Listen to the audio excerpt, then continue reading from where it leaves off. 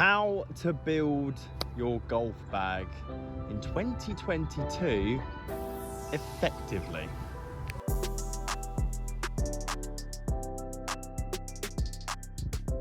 I have been asked a lot over the course of the year, Simon, what is in your golf bag? And the honest answer is that it is ever changing.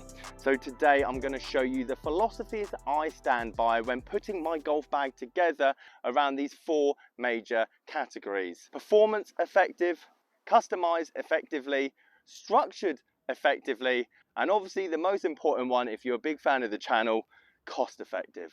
So I'd love to hear your comments down below if you agree or disagree in the way that I shape my golf bag. I'm not shy in using older equipment. I look at the piece of equipment and go, I need this to serve a purpose. Is this to find a fairway? Is this to stop on the green? Is this to help my putting, chipping, driving? And when it comes to performance, we have plateaued more over the last 6, 7, 8 years, more than any other decade in the history of golf. Therefore, my irons sum up the performance side of my golf bag quite nicely. Currently have JPX 919 Tour irons, and the reason that these in the bag for me personally is because they have that sleek head design. They're not complete blades, but then at the same time they give me enough control and loft for me to have the precision to hit a green. Not only that, for my club head speed, I'm able to merge them quite nicely into my wedges at the bottom. When it comes to the wood section of the performance element, you would have seen me use quite a lot of old drivers, 5, 6 years old. I've had the Gen 2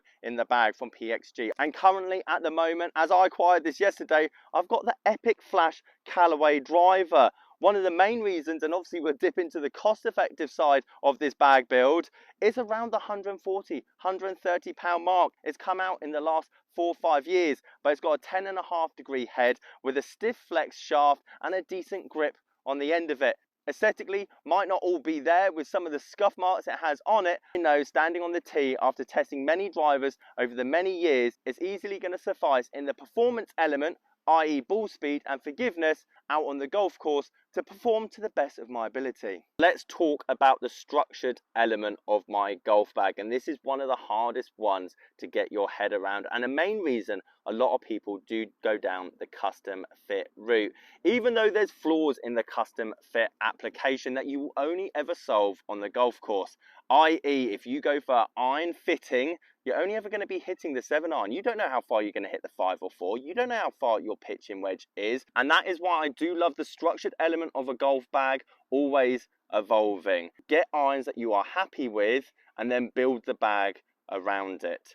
These are the ones that you're going to be using the majority of your golfing career. So you need a set of irons, whether it's 6 to pitching wedge or 3 iron to sand wedge, whatever club head speed you are, and then build your gapping and yardage around it. For example, my pitching wedge with these 919s, and these could be JPX 900s, these could be JPX 850s. I love Mizuno as a brand, and it just so happens I have the 919s in stock at the moment, but I know my pitching wedge goes 125 yards, therefore I need a wedge. This is the most important one. Don't be afraid to have a wedge at the bottom of the bag that might even be the same loft as your pitching wedge. If you have M2 2016 TaylorMade irons, you might need a 46 degree Vokey, you might need a 46 degree Cleveland, or opposite to that, you might have a slow club head speed and have a gap wedge and a sand wedge in your iron set with like Cleveland highballs, and actually only need a 56 degree and a 60 degree wedge. The point in the structuring of my golf bag is you will never know until you're out on the golf course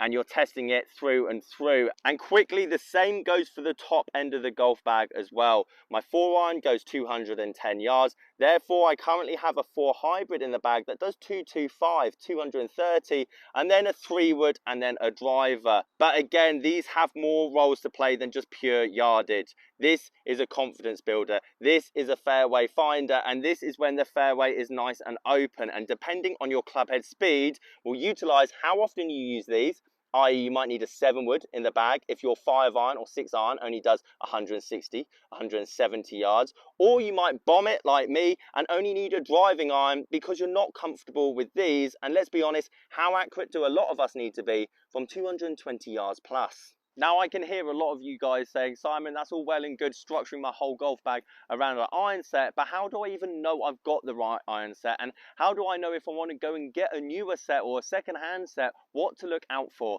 Well, here's 5 key rules that I would customize my iron set and rank them in 1 to 5 order in terms of importance, because sometimes if you've got a good deal, it's going to be difficult to tick all 5 of these boxes. Number 1, head design. The main thing you need to get your head around when it comes to head design is the bigger the head, the more forgiving but less control. And the easiest way I can describe this is that if you're 160 yards out and you've got quite a fast club head speed and you're in the rough and it's slightly downwind, you are prone to having that 190 yard flyer.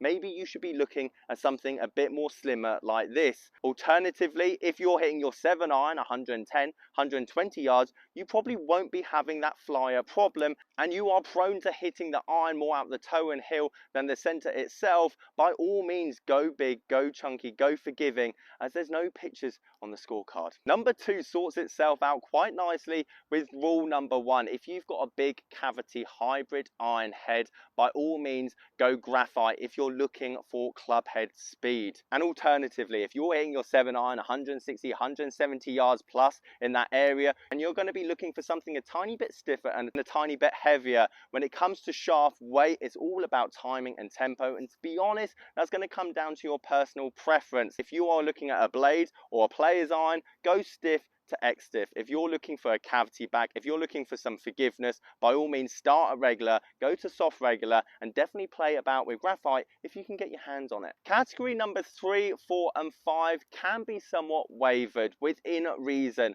If someone's striking the ball out the middle cleanly with a standard length, standard lie, dead straight shots, not going left, not going right, who am I to add length or tweak with the alterations depending on someone's static height? Now, number 4 is grips, and to be fair, you could put this up at the top of the list or you could put it down the bottom of the list. If you're buying an old set of clubs for £50, £60, £70 and the grips are falling apart, you're going to have to spend more money on the grips themselves than the clubs. Overall, again though, if you find a gleaming set of clubs that you love the look of and fit category 1, 2 and 3, and they've got a standard size grip and you like mid-size, I'd go and at least play with the standard size to see if you get on with them, and worst case scenario, you can obviously change the grip. And then lastly, number 5, the year that it came out.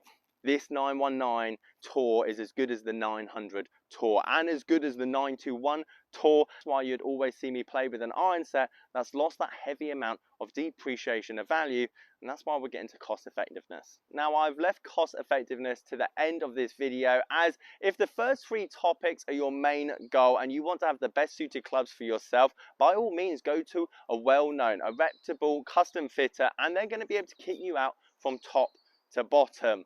But that does come at a cost, and if that person doesn't judge your swing correctly in the hour that they have with you, you've potentially got a £2,000, £3,000 golf bag that's lost 40 to 50% of its value as soon as you take the wrapper off it. 5-year rule is my go-to, and pretty much every golf club that will be in my golf bag has that same rule, mainly because my business, buying and selling, revolves on turnover. I can't afford to have a £450 driver in the bag. I can't afford to have a £1,200 set of irons in the bag, especially how little I know those brand new clubs are going to perform any better than what I currently have in my golf bag. A few tips to save yourself money is aesthetics. If you don't mind in terms of chip marks, scuff marks, scratch marks, none of these things are going to affect the performance of the golf club, and you can save yourself a lot of money. The downside of this is offloading the clubs when you come to change. And the same rule applies for the big name brands like Callaway, Ping, TaylorMade. After that 5-year slump, there's a big demand. There's a lot of people in the same bracket that want maximum performance but don't want to spend too much money. These are things to bear in mind, and I don't think there's one right answer for any golfer out there. Cleveland, great wedge brand in terms of popularity in the second-hand market, £180 value. 4 to pitching wedge, and the set makeup, shaft and head design is the main reason that these are currently in the bag, and not necessarily because they're Mizuno. £400 for the irons, and the great thing about the Mizuno irons is that I could easily get £350 if I look after them in a year, 2 years time. Now, the TaylorMade woods are symbolic. These are almost 6 years old. Yet you would get £60 for this and almost £70 for this, even in the poor condition that they are. They perform great when it comes to resale. So yes, you could get a lesser known brand of woods like Adams, for example, but again, you might struggle to move them on in a year or two. But again, at this top end of the bag, I couldn't see myself ever spending more than £200 a driving iron and a fairway wood, or fairway wood and a hybrid. So overall, £130 for the two woods at the bottom. And the driver, as you've seen, I reluctantly want to spend anything more than £200 on a driver, as I know the performance levels of where they are. Therefore, at the moment, Epic Flash in relatively poor condition, 140, £150. Yeah, this is a great driver, and this will never come out of my golf bag because I am confident with it. Not because it's ping, not because of the performance or technology behind it. To be honest, I haven't played with anything that I'm more confident with. Therefore, current second-hand value of the total bag, just under £900, and this is ever changing, ever evolving, older, newer, but the same set makeup, the same structure, same technology, and same arguments that I've just made there are always going to stay the same when I'm building my golf bag. Now, if you want to know whether it's your driver technique or your driver combination that's letting you lose distance off the tee, you will want to watch this video up here on the right hand side. Catch you guys later.